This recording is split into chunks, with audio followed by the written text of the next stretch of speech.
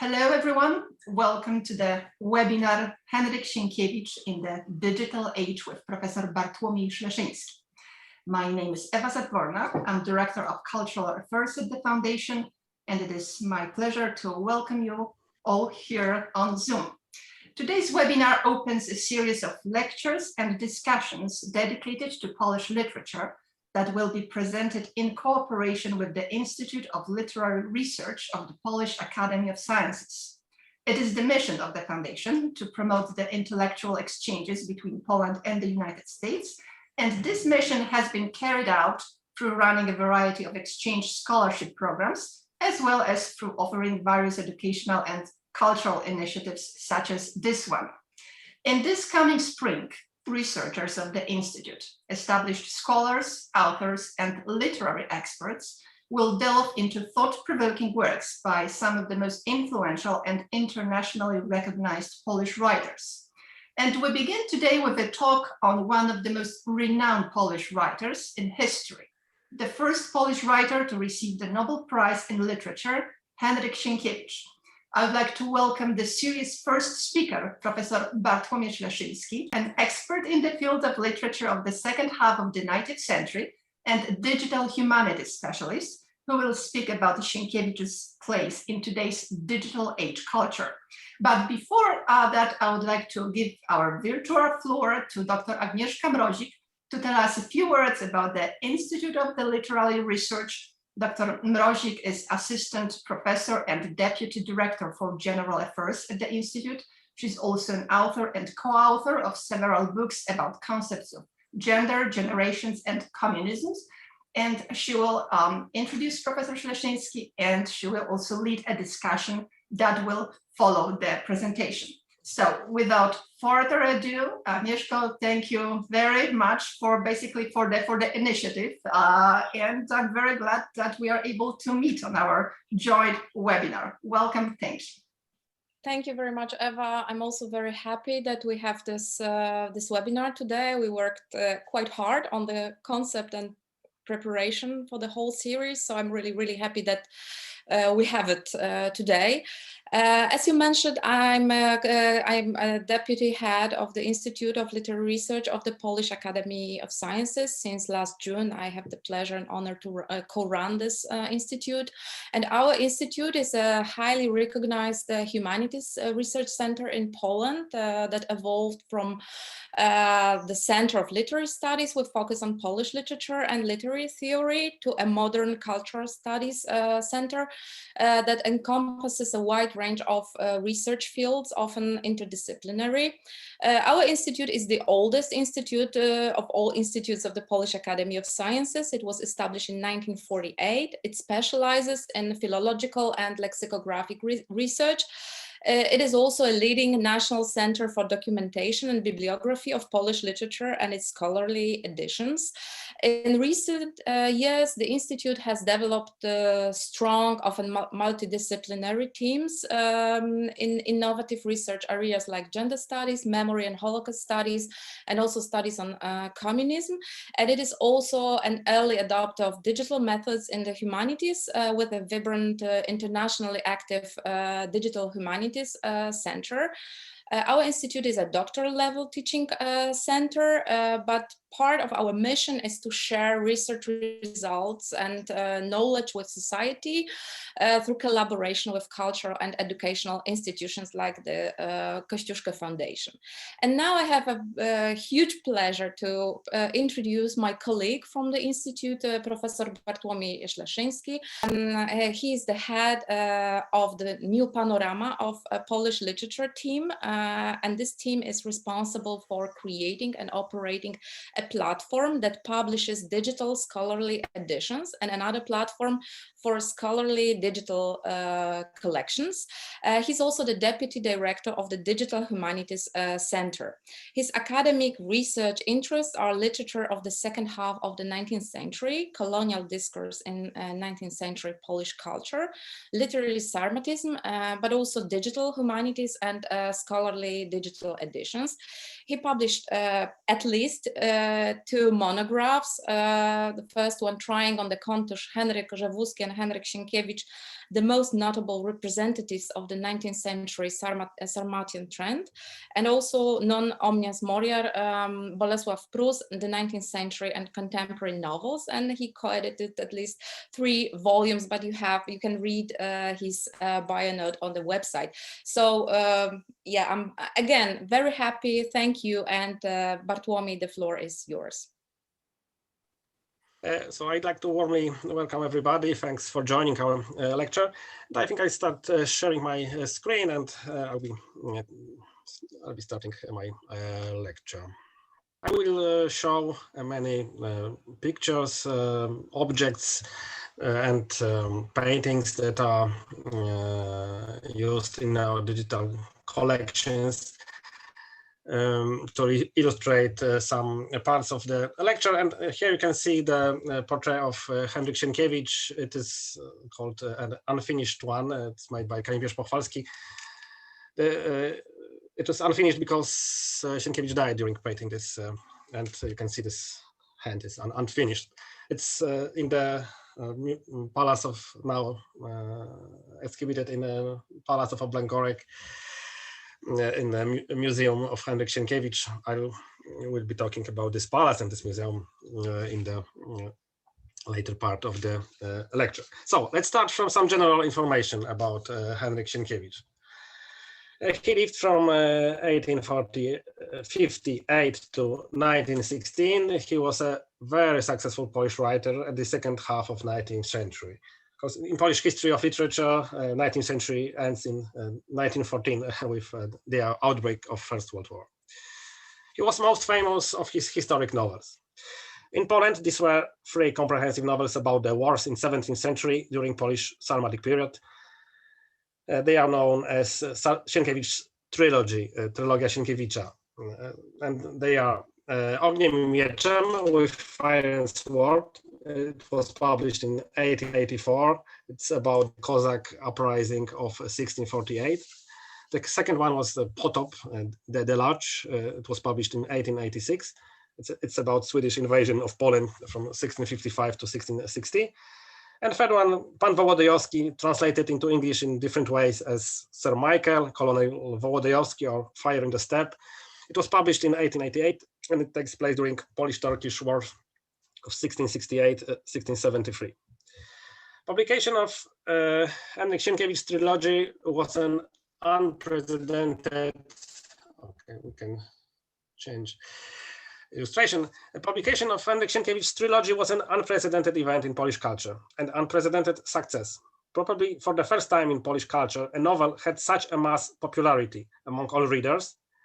After publishing Ogniem i Mieczem, with Fire and Sword, Sienkiewicz became both the most popular and the most appreciated Polish writer of his time. He became a kind of celebrity, but his fame had a specific twist, characteristic for the Polish culture in the 19th century. As at the time there was no Polish state and no Polish institutions, writers were considered to be not only artists, but also moral guides for society. It led Henryk Sienkiewicz to be recognized eventually as the father of the nation and gifted the palace in Oblęgorek, but from a donation made by the nation. Outside of Poland, the most famous, we have here a nice picture of Nero watching Rome burning. So the outside of Poland, the most famous Sienkiewicz's work was novel Quo Vadis, placed in ancient Rome at the time of Nero. It is still very popular in many countries. For example, in Italy, it is treated a bit like an Italian book, actually. And also in Italy, it was a popular gift for the First Communion in a censored version because it is full of very graphic violence. And this is a good opportunity to correct false information that sometimes can be heard or even read, that the Nobel Prize awarded to Henryk Sienkiewicz in 1905 was awarded for Quo Vadis novel specifically. It is not true. he, as many other writers, was awarded the Nobel Prize for all of his literary achievements. Although, of course, popularity of the Quo Vadis across Europe was an important factor. Of course, Sienkiewicz wrote a lot of other novels, short stories, report texts, some of which I will mention in a moment. Now let's talk about this new panorama of Polish literature that was mentioned by Agnieszka. At the Institute of Literary Research, we conduct top quality research on literature, but also on ways of communicating it through digital means. One of fruits of combining these areas of activity is a platform called New Panorama of Polish Literature, created in 2015 and developed since then. As you can see, there is 9 digital collections. Such a collection, a kind of, you might say, a digital multimedia monograph, is a basic unit of content on our platform, and each of those collection has different content, but different ways of narration, form, visual identification. As you can see, and I hope you will see throughout the lecture, we use a lot of carefully selected visual material. Here you can see a collection about the Bolesław Leśmian, Polish poet.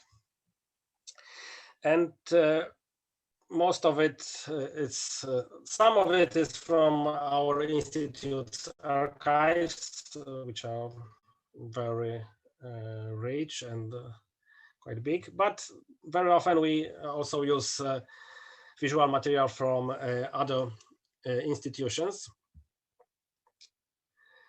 And the other important element that we use a lot in our work and our narrative structures are interactive maps. We like to tell some scholarly stories with the use of digital interactive maps. Here we can see the collection called Atlas Polskiego Romantyzmu, which means Atlas of Polish Literary Romanticism. And as you can see, this whole narrative structure is map-based. I will be showing some interactive maps from the collections devoted to Sienkiewicz during my lecture. We also have our collection have some video essays, so short films on specific subjects. We also have a channel on YouTube where all our films are placed. So I warmly invite you all to visit this this channel. For example, here's a film where Professor Ewa Paczowska is talking about relation between Bolesław Prus and Henryk Sienkiewicz. Bolesław Prus was the other great writer of this period. Our platform is quite popular, especially now during the pandemic. We have had over 140,000 unique users during last year. There were months where number of users exceeded 20,000. Some of our collections are translated into English, so we warmly invite you to see them. One of them I will be talking a lot about today is Postmodern Sienkiewicz, but there are 2 other interesting collections. One is devoted to Bolesław Prus and his most famous novel called The Doll. And the third one is devoted to Janusz Korczak, Henryk Goldschmidt, and his family and As you can see, we have general the tree of the of Korczak.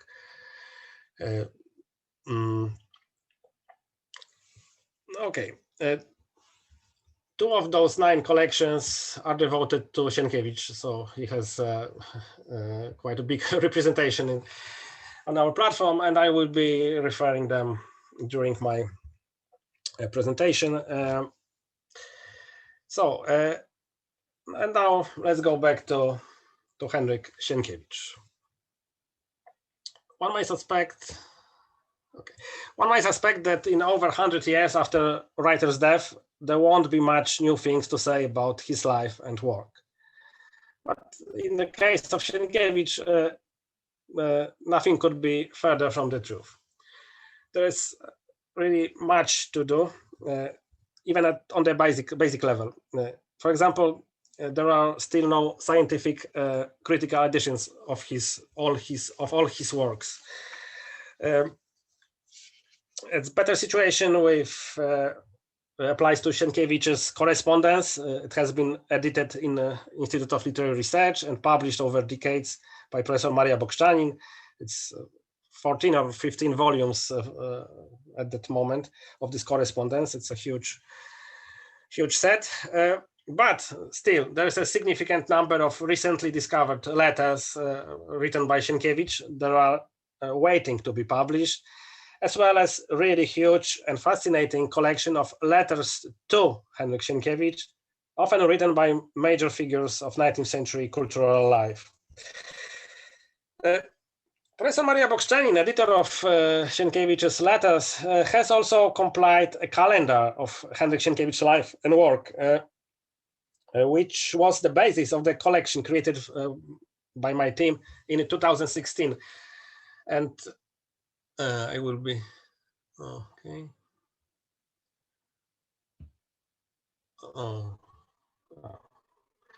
Sorry, I just clicked not the right button. Okay.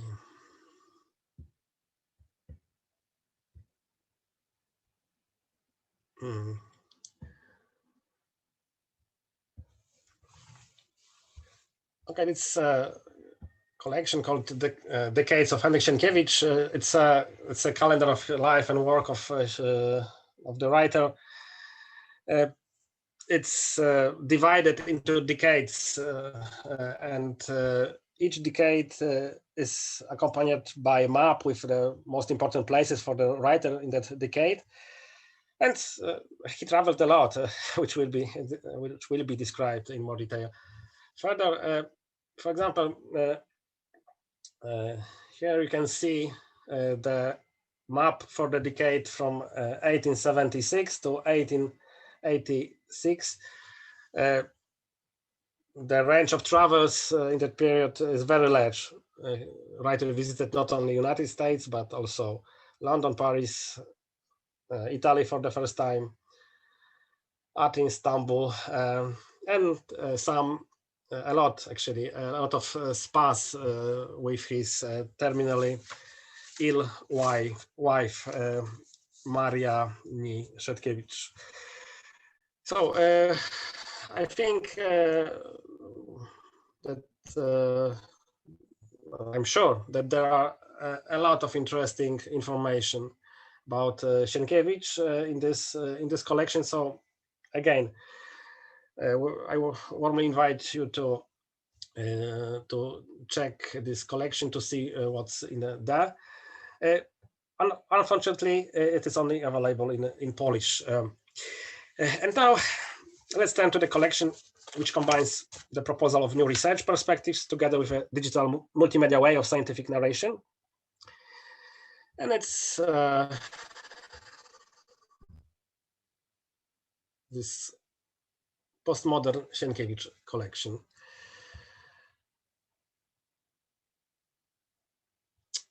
It was, as it was said, but maybe I will say it again. My first area of scholarly interest is literature of second half of 19th century. And my second field of scholarly interest are digital humanities, saying more precisely, developing methods of scholarly storytelling in digital multimedia environment. So it was a logical step to connect both of those areas and create the collection, multimedia digital collection, postmodern Sienkiewicz. It is also in English language, so I will switch into that version. As you can see, this collection has a lot, even more than usually, even more rich visual material. We have a very good cooperation with National Museum in Kielce. We used a lot of 19th century paintings of really high quality. And also we used a lot of objects that are in the Oblęgorek Palace in the Museum of Henryk Sienkiewicz. Sienkiewicz lived in this place for a while, and today there's a museum that is connected with this National Museum in Kielce. As you can see, we tried also a quite new approach to scholarly storytelling. So we tried to immerse the user into the content. We tried to use some mechanics connected slightly with computer games, and to make it a kind of virtual walk through this palace. And I think this that's a quite experimental way of making scholarly content, but I find it quite attractive. So the whole content in this collection was created especially for a project by the team of great researchers. And now I'd like to tell you about some specific issues you might find interesting, some issues that are quite new in research on Sienkiewicz, and that we were able to show due to placing this collection in the digital environment. So the first thing that might be interesting is this building, this palace. It was given to the writer in the 1900s, but sadly, probably sadly for the donators, it never became the year-round residence for Sienkiewicz. And as it seems, actually, this palace, this gift, did not fully meet the tastes of the modern writer that Sienkiewicz was. He was craved regular communication, craved regular information from the world, and it was very hard to obtain such information from Oblęgorek. It's, for example, to get a newspaper, it was a 2-hour ride from Oblęgorek to Kielce, and Kielce were not a major metropolis at the time. So Sienkiewicz spent some time in this place, but not a lot. During 14 years, it was a dozen or so months, mostly in summer, where the palace did not need to be warmed. Although, of course, Sienkiewicz had influence on how this building looks inside, but he probably the more interesting, as you can see, is the outside of the building. it's easily can be seen that this palace is very eclectic, with a striking excess of styles, including Gothic turrets, hazard over the entrance, and the veranda in the Zakopane style, or you might say Polish Highlander style. From the architectural point of view, Sienkiewicz had no influence on the appearance of his residence. He was just given it like it looks. But it is quite interesting testimony to how the architect imagined the residence of the author of trilogy. So we decided to use this as a narrative vehicle because its incoherence may constitute to some extent a metaphor for the cult and the reception of Sienkiewicz. So we also decided not to provide any additional commentary on that, in the hope that it speaks for itself. In this collection, we show many interesting objects. We have tried not only to illustrate the text with interesting objects, but also to choose objects that, in a way, tell stories themselves. And I'd like to show you such an example of such an item from this collection. It will be the first aid kit. It was placed in the writer's bedroom. It can't be seen from here. It's somewhere here behind the living room, the dining room, and the smoking room. So we don't use that room in this navigation, but it's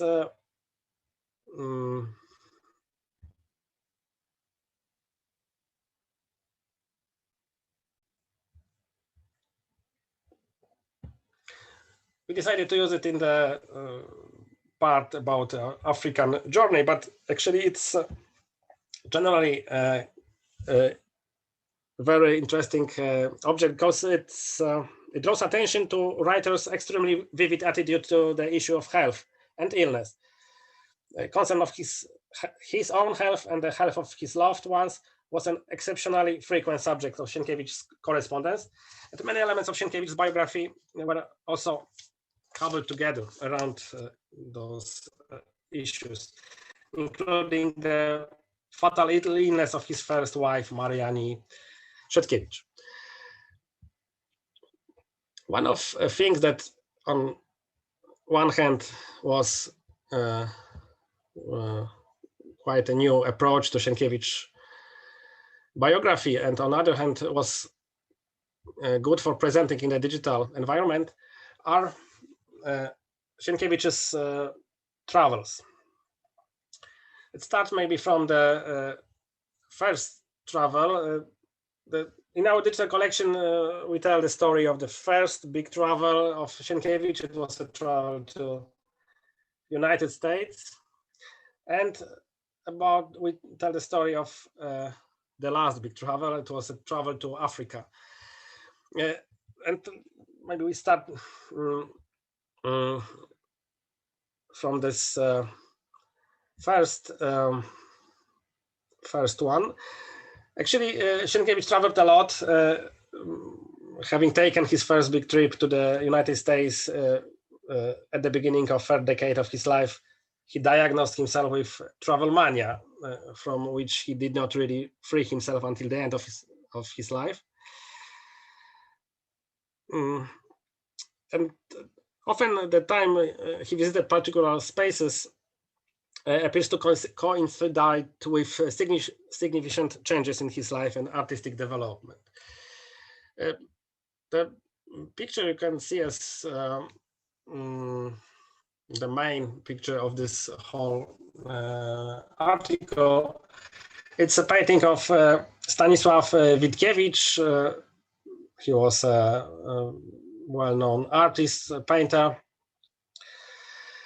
and a friend of Sienkiewicz, and they were, for a while, they were together in the United States, so he painted this painting of Sienkiewicz this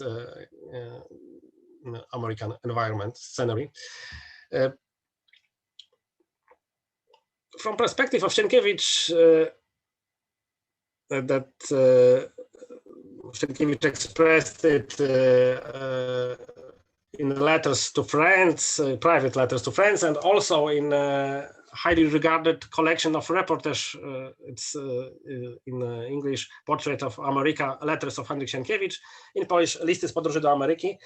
So actually it's a story of a young unknown reporter who made his way towards freedom from the company of other people, from nervous breakdowns. He aimed at proving his manhood through self-reliance, self-efficiency, and competence as a hunter.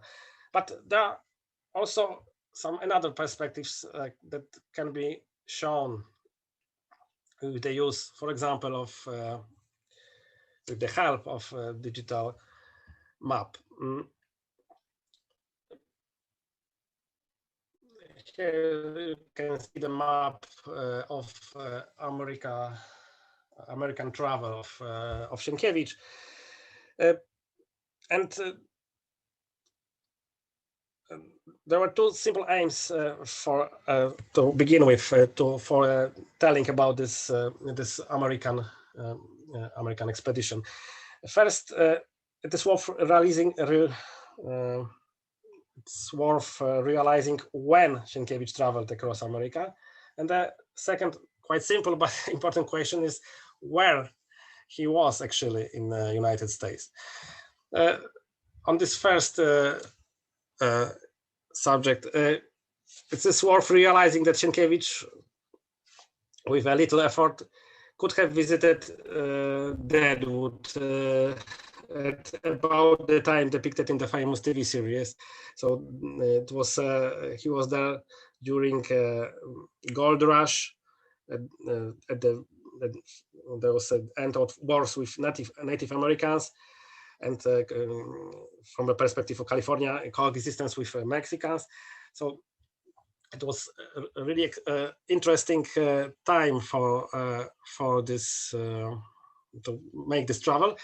And usually when in Poland this travel is described, mostly those cities on the east coast are mentioned, but it was only small part of this travel. So then this question, where? You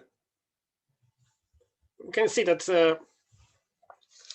Sienkiewicz came to arrive at the States at the 1st March of 1876, and having spent a week in New York, he left for California. He had stops in Chicago and in Ketchum, it's in Wyoming, and the second one was forced by a blizzard. And he, at around March 16, he reaches San Francisco.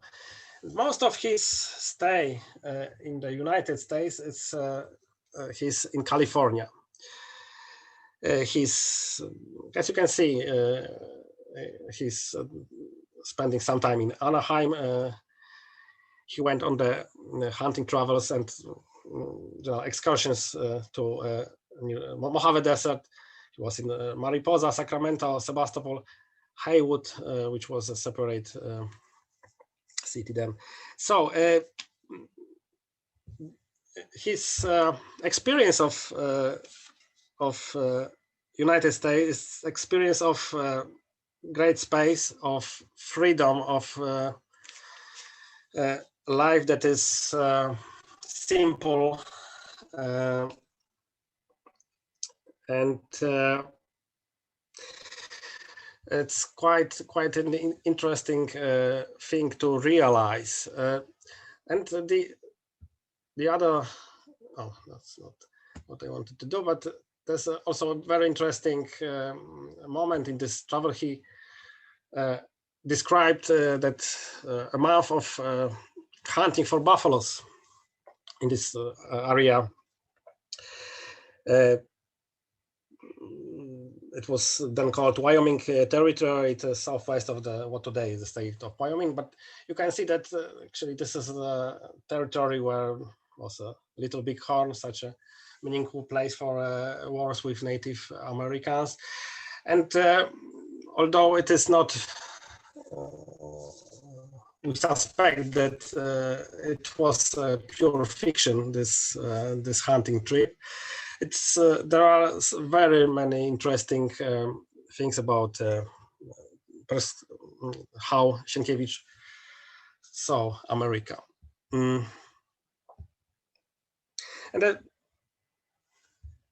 the subjective America is basically experienced by the writer as a source of the freedom, as I said.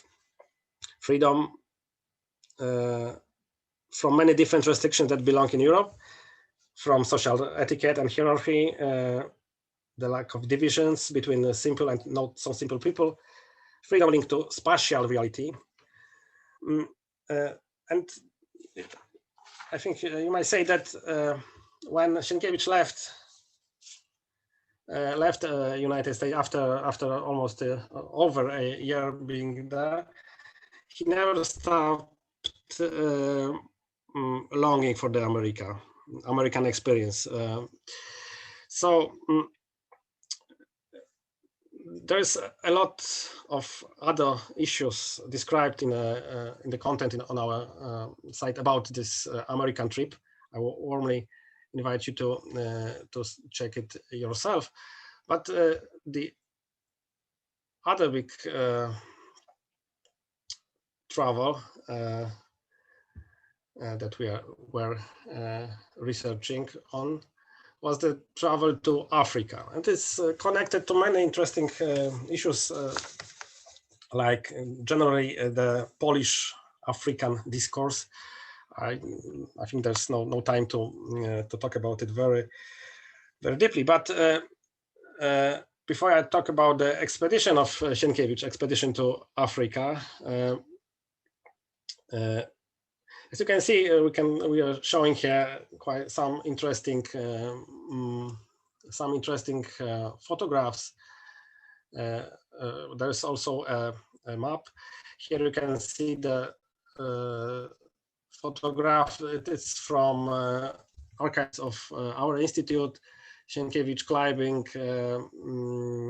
the pyramid. He stopped in Egypt for some time.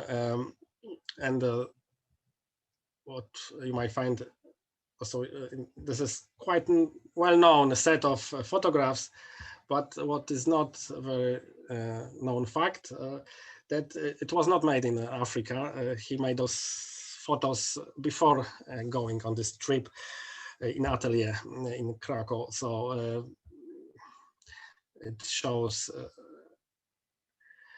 how this how this expedition looked like. And before I talk about this expedition, it is worth recalling the context, because before Sienkiewicz went to Africa, he dreamt about it for a long time. Here you can see all this way he went to Africa from Krakow. But about this dream, probably he started to dream about Africa at the fall of 1881, when young Polishman Stefan Scholz-Rogoziński announced his plan to explore the Cameroonian interior. So it created a great stir in Warsaw, fueled by the enthusiastic coverage of the city's most famous columnists, most prominently Bolesław Prus and Sienkiewicz himself. He was also very famous columnist at the time.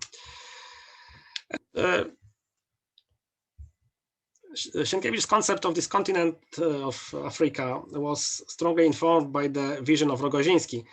And this vision was, I would call it Africa the light way. He played down all possible difficulties and dangers. His youthful, carefree arrogance prevented him from taking any notice of the opinions of his experienced predecessors, and he largely ignored the fact that the dark continent had its own unique character. But such a vision of Africa was a real magnet for Sienkiewicz. he has the visions of traveling to Africa for many times. It's quite interesting on one hand, funny on the other hand, that in some things that he wrote about African trip, you can easily tell that some of his knowledge about Africa was taken from a novel of Jules Verne, 5 Weeks in a Balloon. So he dreamed of such an easy Africa. And now about this map, because it shows how this expedition really played out. As you can see, most of this journey was spent now first in Europe, then on a luxury ship on the Mediterranean Sea, and then on a luxury ship on the canal and the ocean. When he came to Zanzibar, he was there down for a few weeks, and he planned an expedition to the interior. And this expedition lasted only 2 weeks approximately. And as you can see, he had first he had visions of going to Kilimanjaro or Morogoro, but he managed only got to Mandera and got back.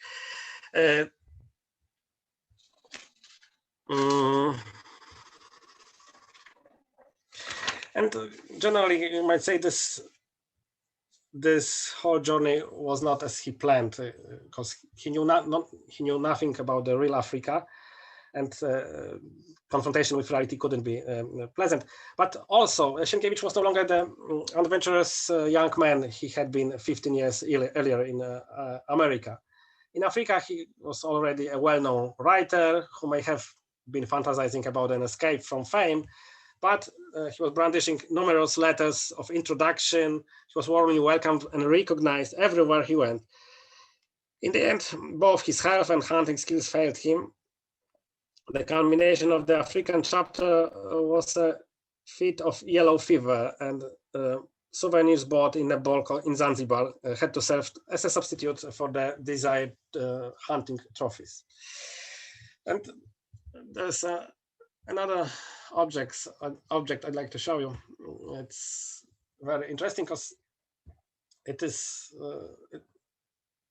it's one of the items Sienkiewicz brought from Africa, and it's a coconut shell with a carved scene of Christ's baptism. And it was a gift from missionaries who nursed him during his illness. But it's interesting, and it's a paradox that Sienkiewicz went there to get some hunting trophies, and he got back with such item. He wanted to confirm his masculinity, strength, and prowess, but instead of trophies, he brought back a scene on the coconut shell.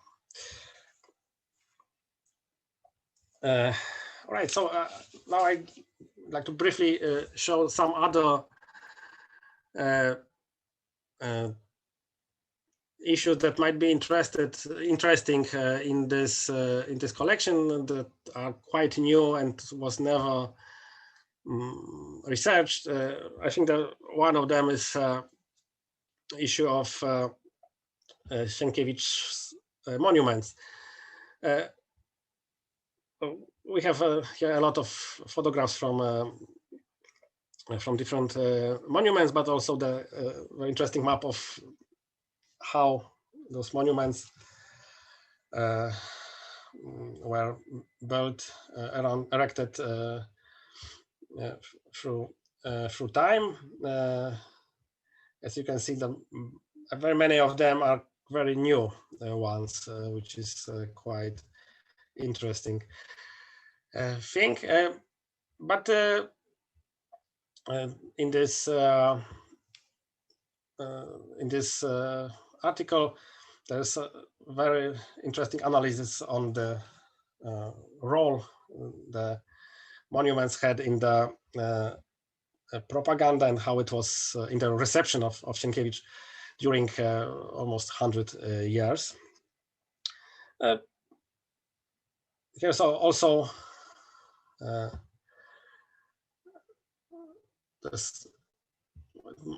there's something that might interest you. There's this monument erected in Kielce in 2010. It was erected at the one end of Henryk Sienkiewicz Street, the main street in Kielce, and on the other side of this street, there's another monument, but it's a monument of Miles Davis. So it's interesting connection. Among other interesting issues that you might be interested, one looking at this collection is there's one interesting thing that there's this dining room, and you have graphics, set of graphics by Józef Deskur, illustrating the Tales of 1001 Nights. They mostly seem to combine erotic sensuality with cruelty, and they are all in the Oriental mood. And what's interesting, they were placed there by Sienkiewicz, and he chose this this set of graphics. So it's very interesting in connection with some analysis of his writing, when the cruelty and the erotism are quite closely connected. And a great colleague from the Institute, Professor Grażyna Borkowska, wrote a great article on this subject. And there's a lot of interesting things, but I think maybe the last thing I'd like to show is there's very interesting aspect of Sienkiewicz's inclusion in the official propaganda, and at the same time at mass culture. It's discussed in this article on screen adaptations of Sienkiewicz's books during the People's Republic of Poland, and at least two of those films can be considered as super productions. Knights of the Teutonic Order from 1960 and the Deluge from 1974. It was the second one. The Deluge was directed by Jerzy Hoffman, and it was even nominated in 1975 for an Academy Award for Best Foreign Language Film. It is still quite popular in Poland. There was a time when it was shown on Polish public TV almost at every Easter holiday. So you might also travel through this collection in a different order if you are interested in the specific subject, like specific place. For example, when you can see all the fragments of articles connected to this subject. Here you can see all the fragments of articles that are about the United States of America. And as you can see, these categories, there are many of them, and it's another experiment for scholarly communication. And if you don't like traveling through this collection, but you'd like to just read the book, we also have ebook version of all the papers, and you can download it for free. So again, we warmly invite you to see this content yourself. And I tried to show some interesting new issues in the Sienkiewicz life and work that can be researched and can be shown in the digital environment. And and now, in the last part of my speech, I'd like to tell shortly about Sienkiewicz's references to Sienkiewicz's work in contemporary culture. So it is true that Sienkiewicz was maybe we'll just now we see Sienkiewicz. Sienkiewicz was the man of the STEAM age, but as his most famous novels dealt with history, they are not present in the references and adaptations in the steampunk genre, very popular science fiction genre. As in Polish culture, the doll of Bolesław Prus is more often used as a reference in the different steampunk books. Most recently in the novel Empire of Clouds by Jacek Dukaj. But he's not referenced in steampunk, but he's referenced quite a lot in the fantasy genre. I will talk about three examples of that.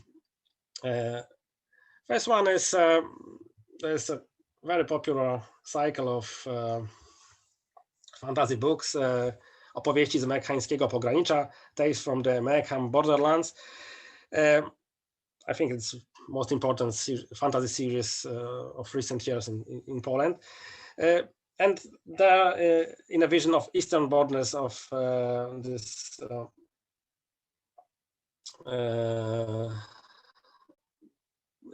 it directly refers to the vision of wild fields from the trilogy, and it's the author Robert Wagner admitted that it is a tribute to Sienkiewicz and his wild fields.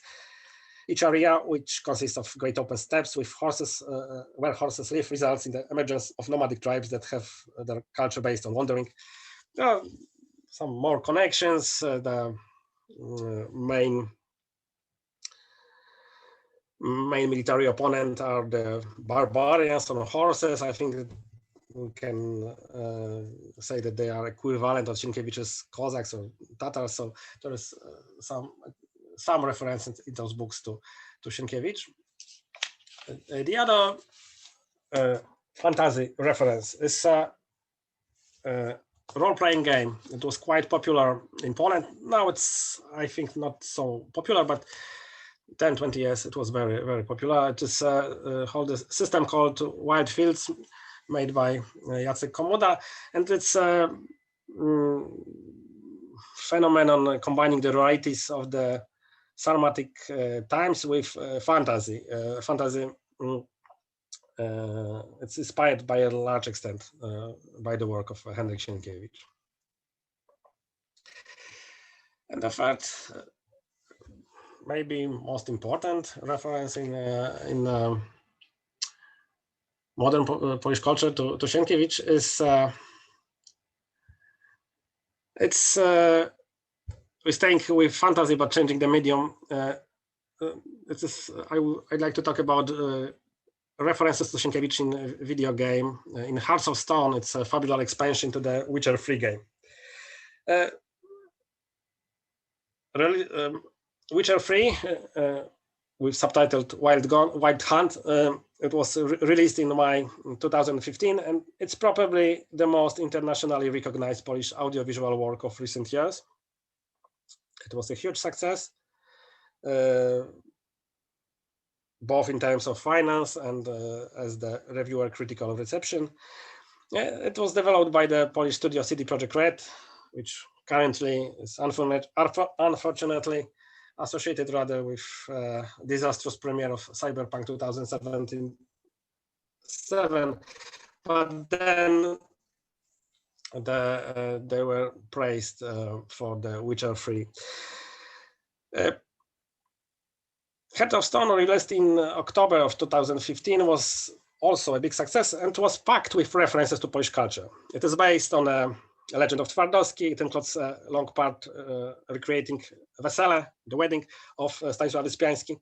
But when you read into the reception of the game, references to Sienkiewicz's world play also an important role. As you can see, this main character resembles a bit Kmicic, a bit Bohun from the movies.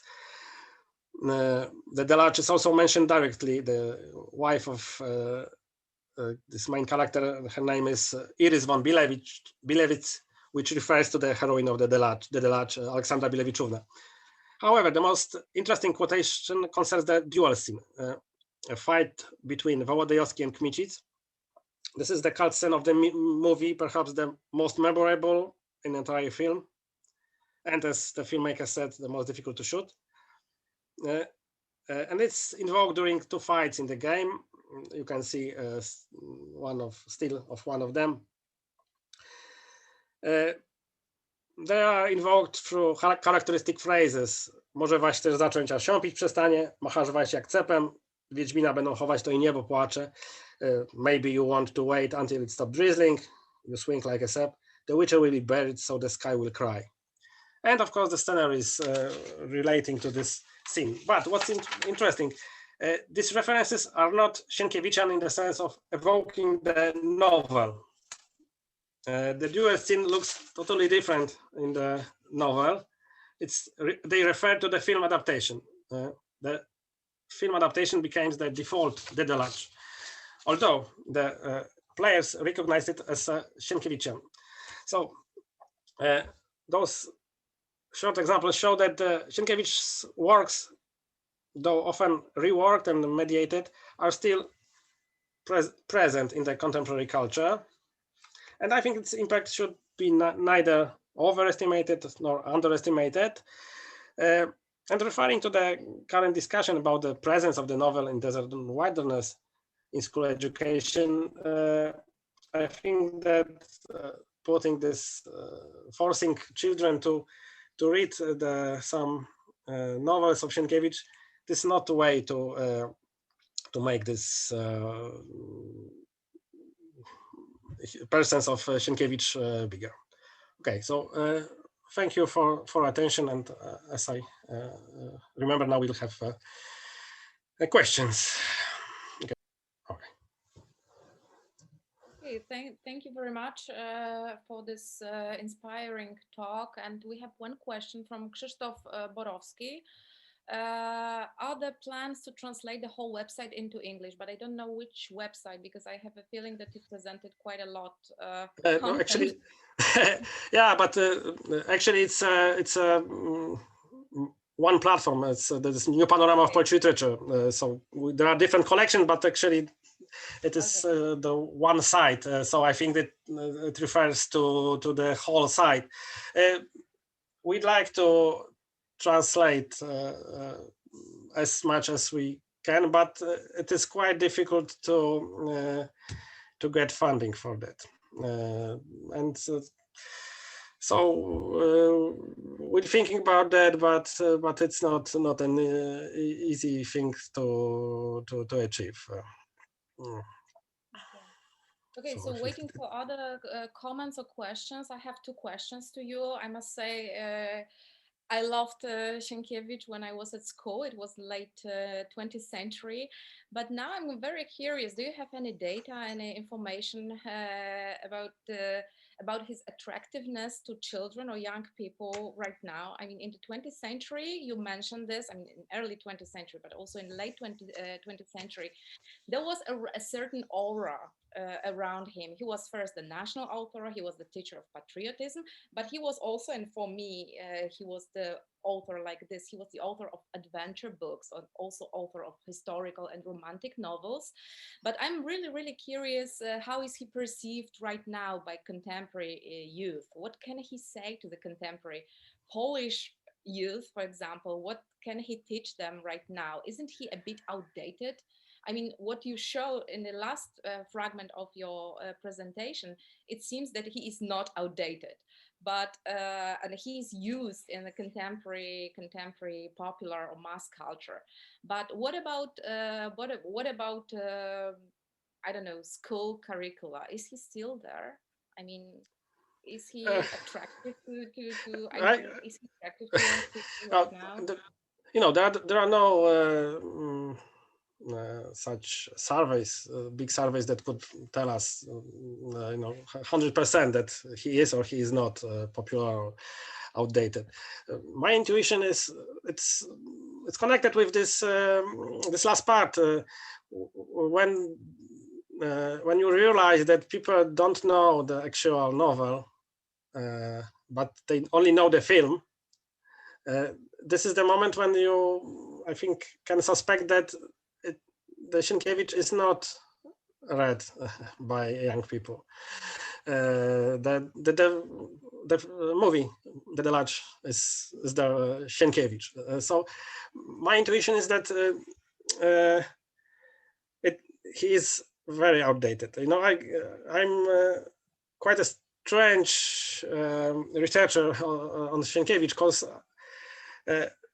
I never was a big fan of his work. So I know, and he was a great writer at the time, but I do not read his books for the pleasure of reading, for pleasure of analyzing them. And I think that's a quite difficult thing because it's connected with this thing I mentioned at the end. When there are people that are, I don't know, 50, for example, and they are saying that, oh, these books of Sienkiewicz are great for children because when they were children, they read it and it was great. But it was 40, 30 years ago. And everything has changed. Not only there is a lot of literature for children, there is a lot of also multimedia stuff that children are consuming every day. But I think it could be analyzed as a sign of time, as quite something that was interesting in this 19th century, because the Sienkiewicz, I think he did not want to be a father of the nation. He just wanted to be a famous writer, but it was a whole package. You could not, in Poland then, you could not be, and it's quite what I tried to show, that he was a very modern man. He liked civilization. He liked traveling, but also he was connected to this conservative trend in Polish culture, this nostalgia for the Sarmatic period, and it's very interesting, this two sides of Sienkiewicz. But generally, I think he is outdated. Okay. So before I read two other or three other questions, I would like to continue my thought, because you are probably aware, I don't know if our audience is aware, that very recently there was a hot debate about literary canon in Poland. It's even carried out right now. I mean, and Sienkiewicz is one of its heroes, or I don't know how to put it in a better way. I mean, very recently he was accused, I mean, his literary works were accused of promoting racism or colonial or imperial content, for example, in the novels for children or young people, like In Desert and Wilderness, Pustyni w Puszczy, but also some anti-Ukrainian contents in With Fire and Sword, Ogniem i Mieczem. So I would like to ask you, as the as the researcher of Henryk Sienkiewicz, what do you think about this debate? Are these accusations like can they be sustained, or they should be like neglected?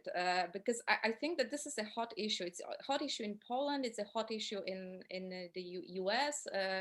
Especially in the context of last year's debate about monuments, but also about literary context. So canons. So my question is, what do you think about this debate and about these accusations about Sienkiewicz's racism or some colonial imperial tendencies in his novels? Okay, it's there are some aspects of this issue. First of all, w pustyni, w puszczy, in desert, in wilderness. My opinion is it never was considered to be a great book. Actually, it was nowhere near his best work. So, and now I think it's for the children. It's really boring, and but and there's no reason for it to be in the canon. To be honest. It is quite obvious that almost all 19th century Europeans were in some way racist from today's perspective. Maybe until Joseph Conrad, you know, although that there are controversies about his attitude also. But and I think this is something that is very interesting, because you know this Polish African discourse. This is something totally strange, because there were Polish in the 80s of 19th century that wanted to make an expedition and make a colony in Africa without having a state, without having an institution. It was so so strange, yeah. And you know, among those people that were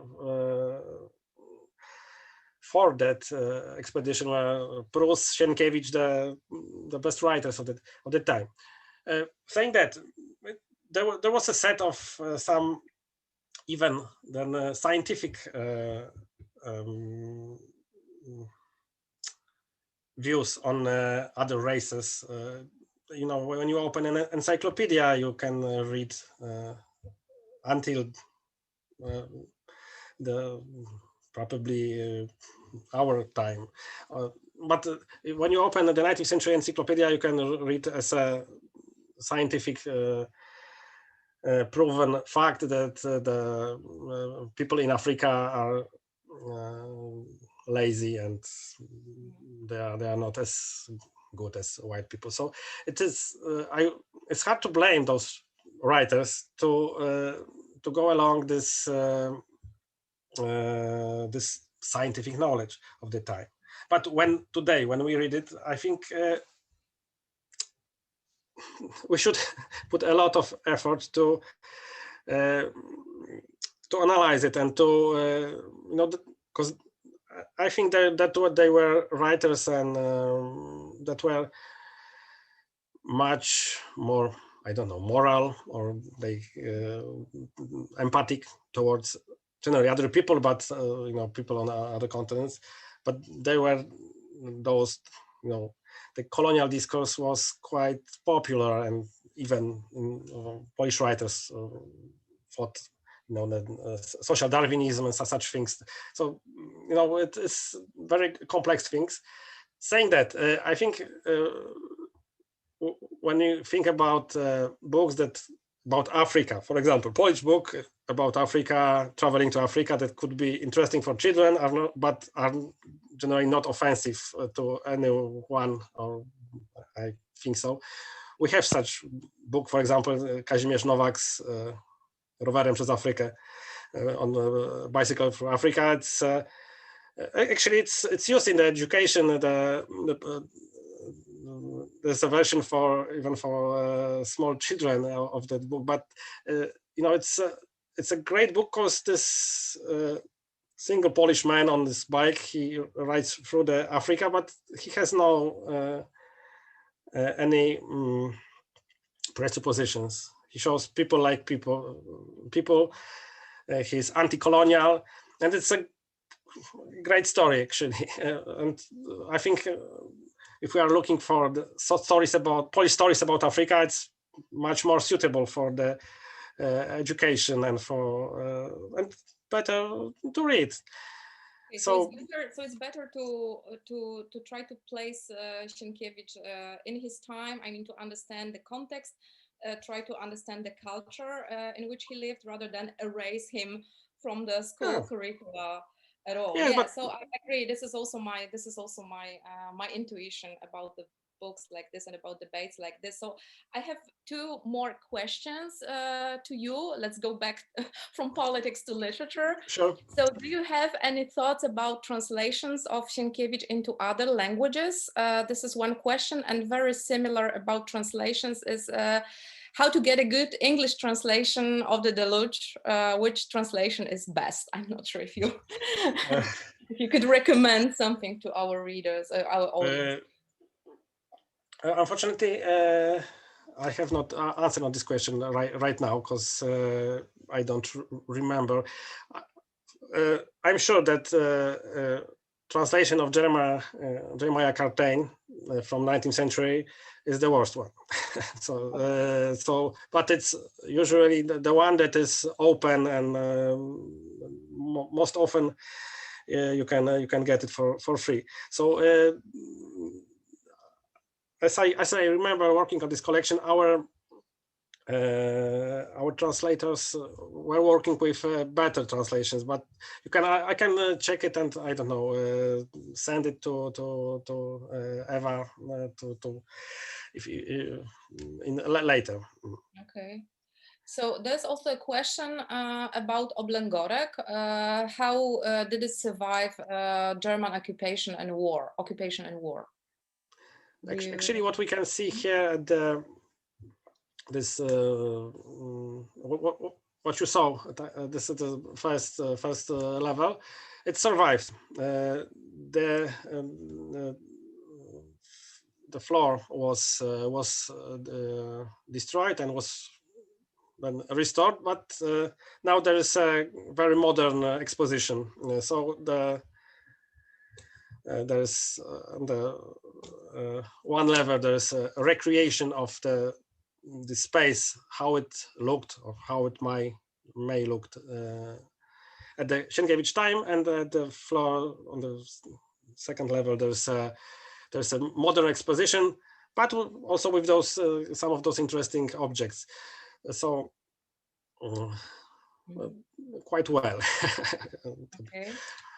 So we have a comment that Sienkiewicz was very popular in the Soviet Union. I mean, he was translated into Russian. So this is like one of the answers to the previous questions. And we have also one comment from Maureen Mroczek-Morris, who says that there was a tiny error on the map. I mean, the Sevastopol, California, the place where Sienkiewicz visited, is not today Sevastopol as shown on the map. So Gold Rush Sevastopol was 15 miles east of Sacramento. So this is like Okay, thanks a lot. We'll check it. I will talk to our graphic designer and our specialist on maps and cartography, because it was quite carefully created, but of course some mistakes happen. So we'll check it. Thank you. Okay, so thank you very much for this comment. I'm not sure if we have any other comments or questions, or we are slowly coming to an end, or what do you think, Eva? I mean, I can ask about women as well, about gender, but I'm not sure if our audience, our listeners could stand another question, another political question.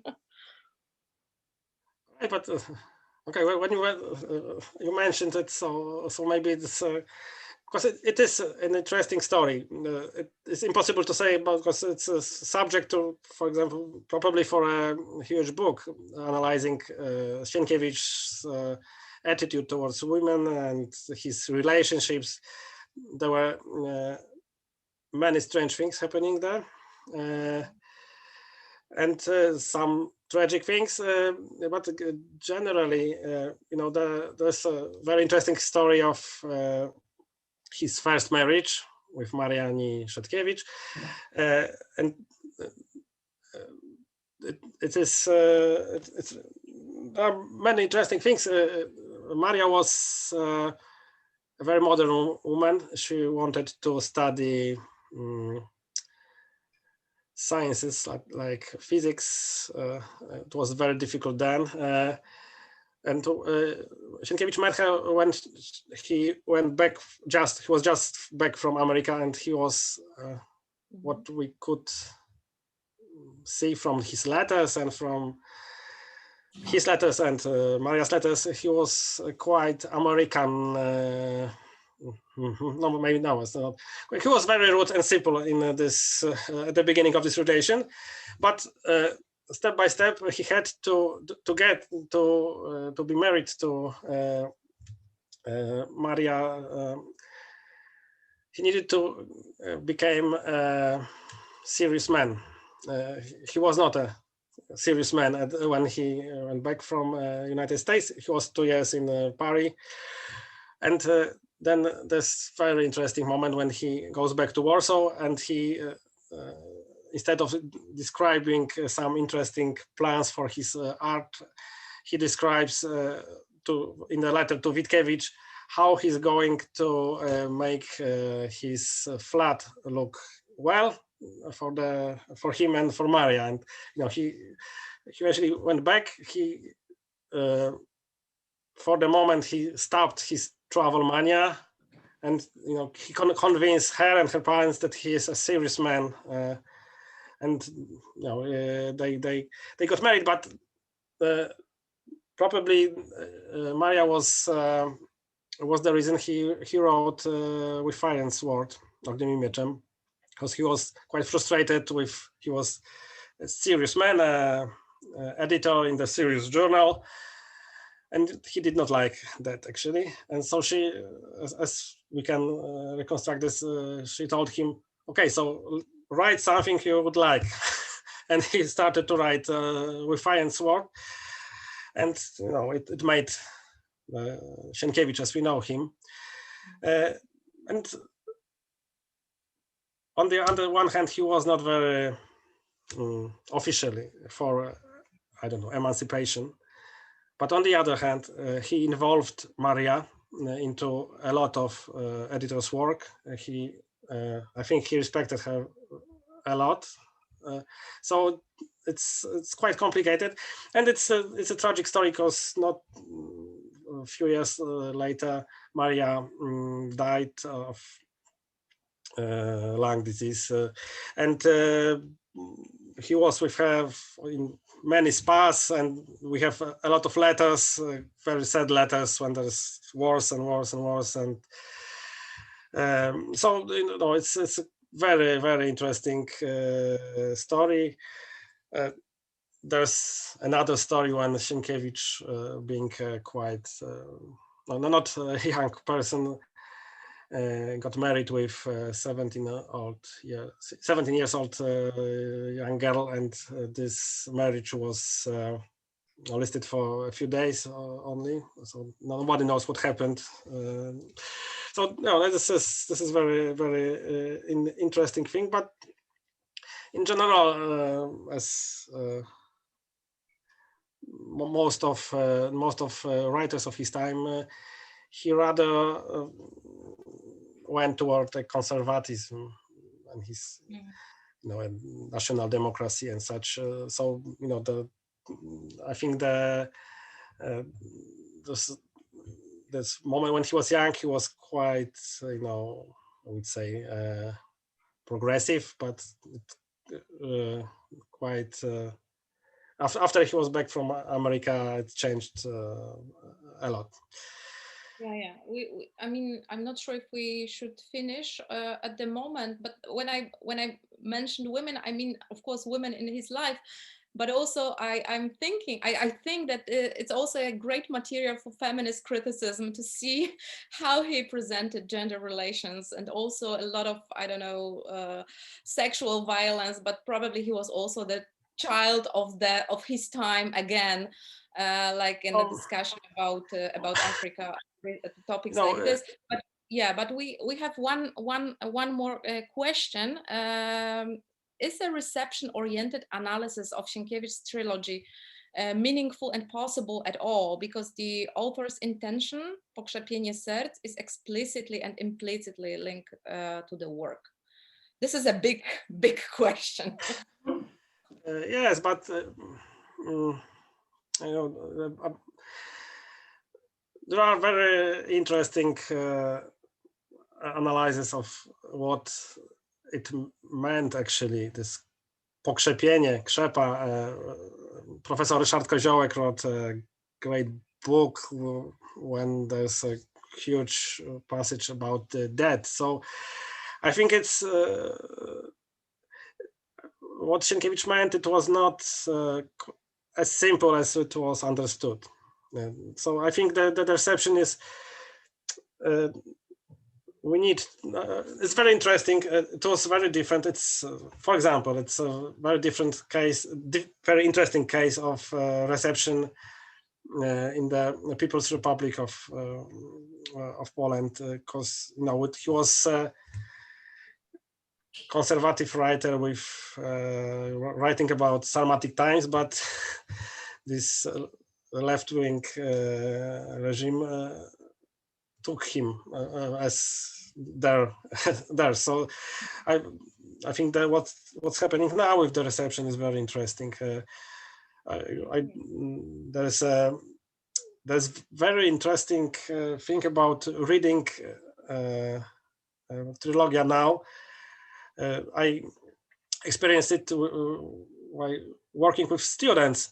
So after a lecture of Ogniem I Mieczem, Fire and Sword, some of them said that, oh, it's kind of fantasy.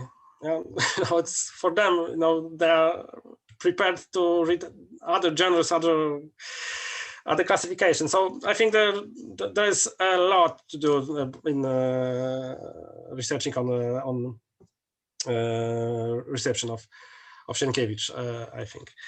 And answering your Agnieszko question, yeah, this great paper by Grażyna Borkowska about connection with violence and erotics in the trilogy. And I'm not sure if it is such a thing that was popular during his times. I think it was his thing, actually. Like those graphics from Oriental erotic violent graphics from the score he put into his dining room. But you know, that's we have no, there are no direct evidence of, you know, him. There are some strange letters to his wife, actually, but they are strange. You cannot prove that he liked violent sex, for example. But what can be analyzed is this: what Grażyna Borkowska done. Actually, in his books, there's this strange connection, and it's in. Not only in trilogy, in very many books. So there's something interesting and strange going on in this matter. Okay, thank you very much. I think we could continue this discussion forever because there are so many topics to take on. But I give the floor to Eva, who probably will finish today. Thank you, Agnieszka.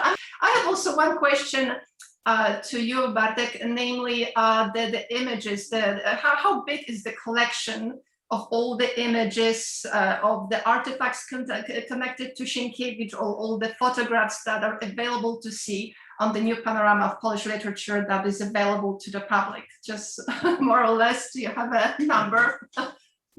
I can guess it's quite a big figure.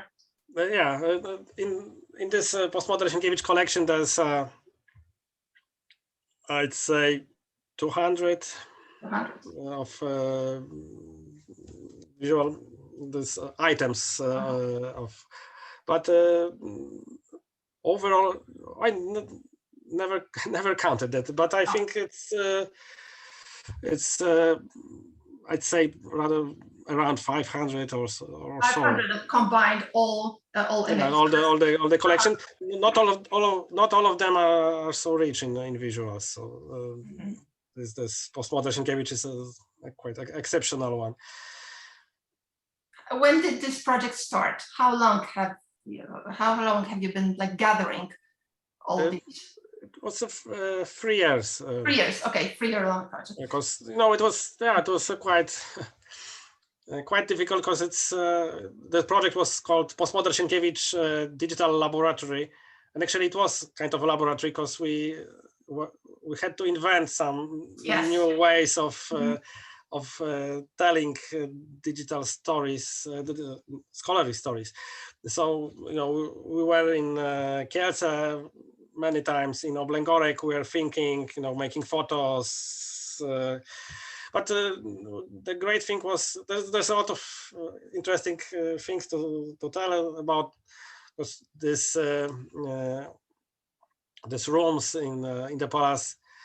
They are slightly changed by us. We could move stuff to look better for us, but also after taking very good photographs, our photograph digitally changed some things. Some paintings originally were placed in a different in a different place, like this painting of Sienkiewicz from America with those cactuses.